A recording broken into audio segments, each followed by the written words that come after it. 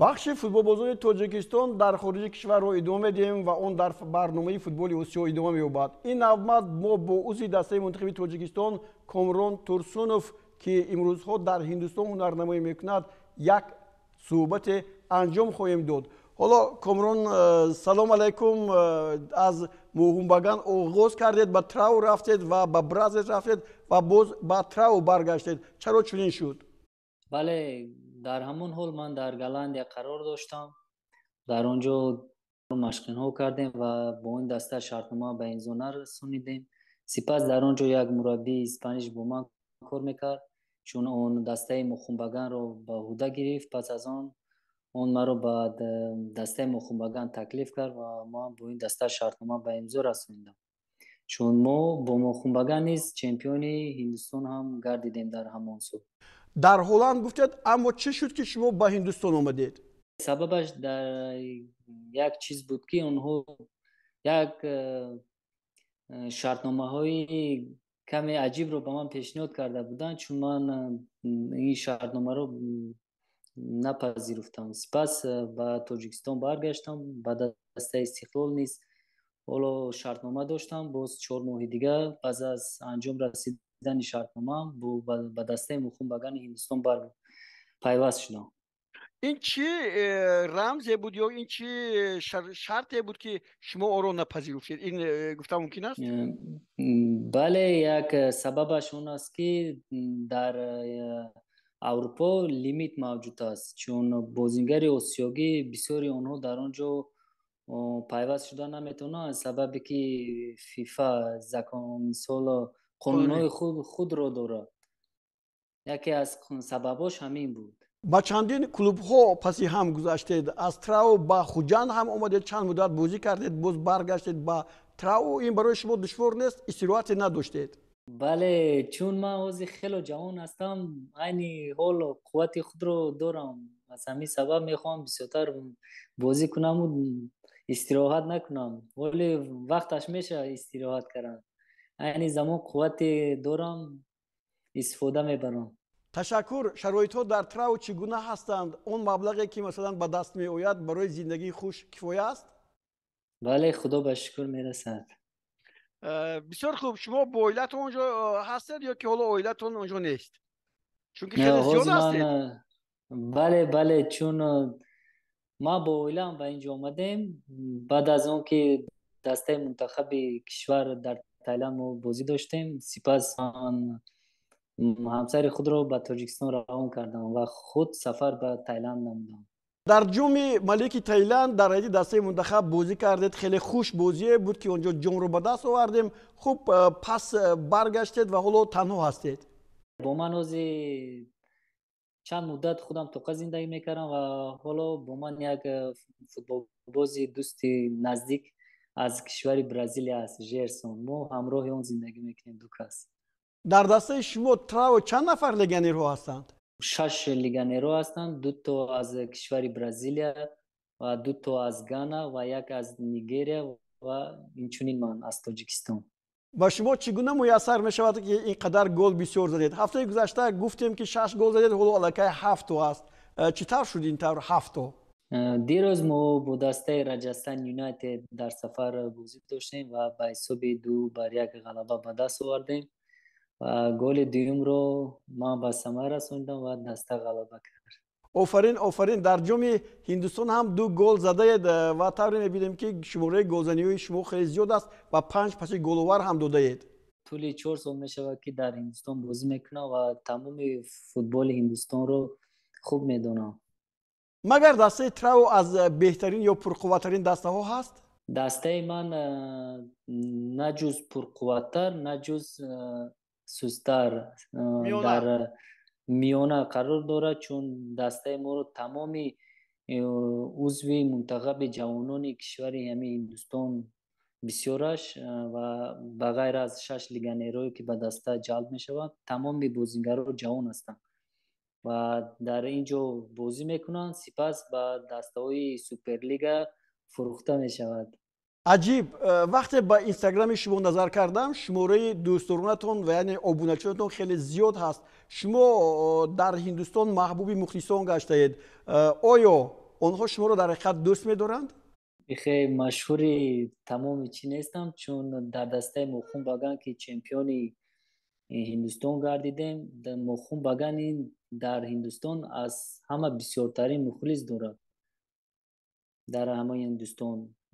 در خاطر دارم سال 2020 وقتی که ما با ایست بنگال همین دربی هندوستانی برگزار شد، 75,000 مخلص در میدان بود. در کوچه ها شما رو میشناسند؟ بله بله، همه میشناسند. باز یک سوال دیگر، من هم در هندوستان بودم، طعم‌های آنها نهایت تیز و تند و هر گونه است. شما چگونه این طعم‌ها رو استفاده میبرید؟ نه من نمیتونم طعم‌های خیلی تیز و تند رو خورده، چون من چیزای خودم رو بعد دکتری دسته پیشنهاد میکنم و اونها همه چیزا رو با من آورده میدهند. حالا با اون مهمان خانه که با برزیلیایی در یک جا زندگی میکنید، با آش پلاو مهمانداری نکرده اید؟ در نقشه بله بله میتونم. میتونم، چون در نقشه داریم مثال یک روز استراحتی باشد، چون حوزی ما نه اونقدر وقت استراحتی داریم، چون هر سه روز پس، 3-4 روز پس بازی ها ما ادامه دارد، چون حالی نه اونقدر وقت خالی داریم. یک روز وقتی خالی می شود البته میکنیم. وقتی که با نوریدین دوران صحبت کردیم گفت که جای کامرون در ای لیگ نیست، باید در لیگ های برتر بازی کند. نظر شما در این باره چگونه است؟ چون در کلکوتا بازی داشتیم با دسته محمدان، ما 1-0 مغلوب گشتیم. پیش از بازی و پس از بازی هم یک جویا بودیم. در هندوستان 2 لیگ موجود است، یعنی ایسل سوپر لیگ و ای لیگ. اگر شما خیلی توجه کرده باشید، پیش از 10 سال پیش یا 9 سال در سوپر لیگ تمام ستاره‌های فوتبال جهان می آمدند، با مانند دیگو فارلان، روبرتو کارلوس، دل پیرو، برباتوف. از نظر گذرانید این خیلی فوتبال بازان کم میبینند، چون ما در این طول 4 سال هستم فوتبال اینجا رو تماما خوب میدونم. 5-6 دسته که در ای لیگ قرار دارد تمام شرایط سوپرلیگ رو همین دسته ها رو هم دارن، چون سوپرلیگ از یک جهت فرقیت دارد. تمام شرایطی که دسته دارد در سطح اولی، تماما سطح اولی، همون قدر حوزی فرقیت دارد. ما با دسته های سوپرلیگ نیز در دوران کپ بازی کردیم با چمپیون حیدرآباد، نه اون قدر فرقیت دارد. 2-1 مغلوب گشتیم، نه اون قدر فرقیت دارد هم سوپرلیگ و ای لیگ. مقصد دسته تراو چیست؟ عنوان چمپیونی رو به دست آوردنی است یا چیز دیگر؟ دسته تراو مقصد دارد در توپ 5 همین سال باید قرار گیرد، چون توپ 5 دسته این سال سوپر کاپ بازی میکند با 5 دسته های سوپرلیگ هندوستان برای جام سوپر کاپ بازی میکنند. از همین سبب بازی وظیفه در پیش سوده فوتبال بازیکن تراو در همین بهترین های 5 باید داخل شدن. آینده چی نقشه دارید؟ میخواهید در دسته تراو باقی مونید که یعنی شرطنامه رو ادامه دهید؟ آینده خیلی فکر میکنیم، چون حالی با این دسته تو ماه شرطنامه داریم، حالا خیلی وقت است فکر کردن میبینیم. از دسته های تاجیکستان یگان دسته شما رو به حیاتش دعوت نکرده است؟ نه، اینی حال از دسته های تاجیکستان یگان پیشنهاد نشده، چون من حالی در اینجا شرطنامه دارم. چون شما عضو دسته منتخب تاجیکستان هستید، یک سوالی داریم درباره پتر شگرت. چگونه نظر دارید؟ او دسته رو به بازی های جام آسیا برآورد. مربی خیلی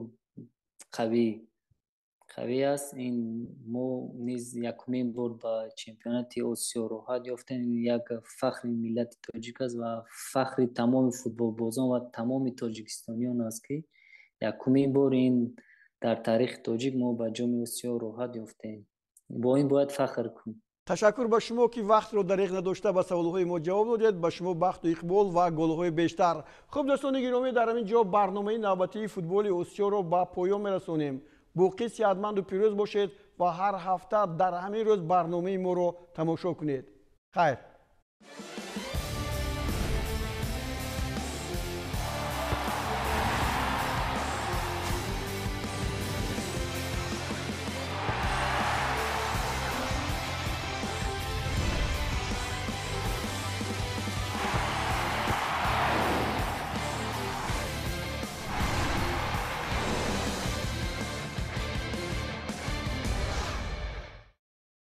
تشکر به شما که وقت رو دریغ نداشته به سوالهای ما جواب دادید. به شما بخت و اقبال و گل‌های بیشتر. خب دوستان گرامی، در همین جا برنامه نوبتی فوتبال آسیا رو به پایان میرسونیم. باقی صحتمند و پیروز باشید و هر هفته در همین روز برنامه ما رو تماشا کنید. خیر.